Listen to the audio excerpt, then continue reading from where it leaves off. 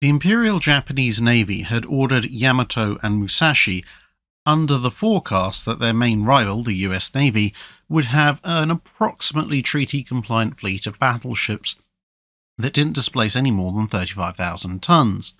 But with the collapse of the treaty system and rising tensions in Europe as well, both the US and the UK not only started new battleship construction, which was to be expected, but they accelerated it, ordering more ships and postponing the retirement of older vessels.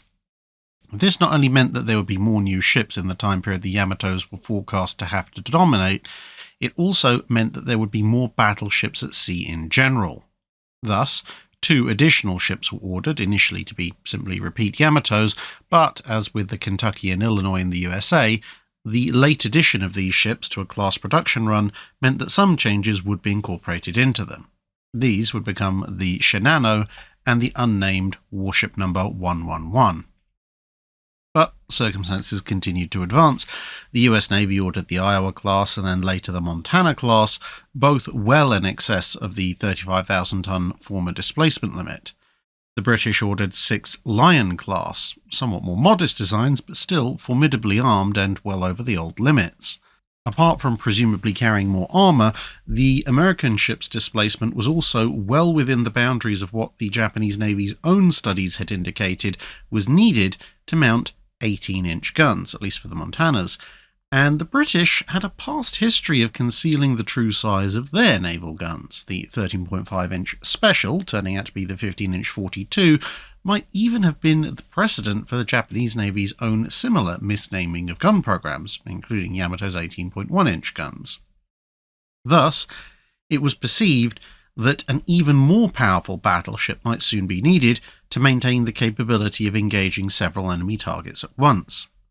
A heavily modified 5th Yamato class, designated ship number 797, was tentatively penciled in as a kind of bridge. Designated Design A-150, the new program would have 2 ships ordered, number 798 and 799. At first, the plan was massively ambitious, with 8 20-inch guns in 4 twin turrets and a speed of 30 knots. But this yielded a design of somewhere between 90 and 100,000 tons, so it had to be scaled down. Speed was reduced to 27 knots, the same as the Yamato's, but the armour, of course, would have to be increased in order for the ship to be able to resist shells from its own guns. This, in turn, led to the next major problem.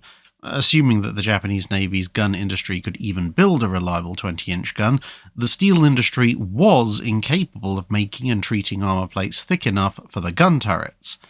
The Yamato's turret faceplates had been pushing it as it was. Whilst the destruction of documents in the late war period makes some figures speculative, it is suggested that the belt armour would go up to 18 inches, most likely inclined, which was within their capabilities, but the turret would have a 31-inch thick face, which would be made up of 2 thinner layers, which would have reduced the overall effectiveness somewhat. But even with the speed reduced, and thus the machinery space also, the ships would still need all new dry docks and port facilities to fit them, and so the design was downscaled yet again, emerging as something that superficially seemed very similar to a Yamato, but was in reality a whole new design. There were 3 twin 20-inch gun turrets instead of triple 18-inch, and there was of course more armour.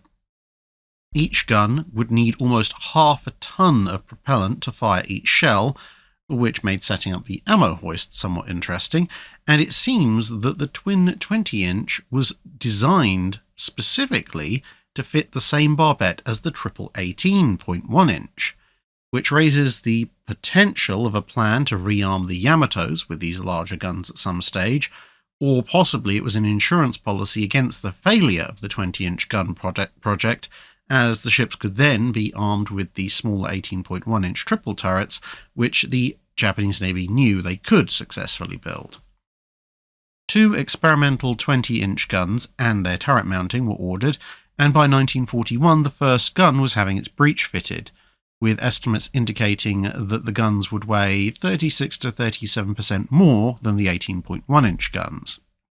and the factory had been massively upgraded to allow the weapon to even be produced, which included the ordering of a brand new ferry craft which would be capable of moving pairs of the guns over to the ships.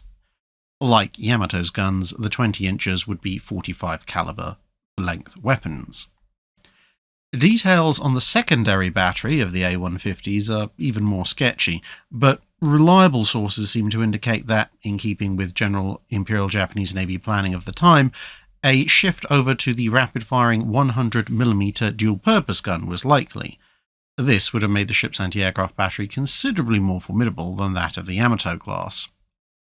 Design work on the ships was essentially completed in 1941, with construction proposed to start the following year. But the diversion of effort to the carrier and cruiser programs in 1941, followed by the attack on Pearl Harbor, meant that all work was stopped by the end of the year, and since Japan's fortunes ebbed rather quickly in the Pacific campaign over the next few years, it was never restarted. That's it for this video. Thanks for watching. If you have a comment or suggestion for a ship to review, let us know in the comments below.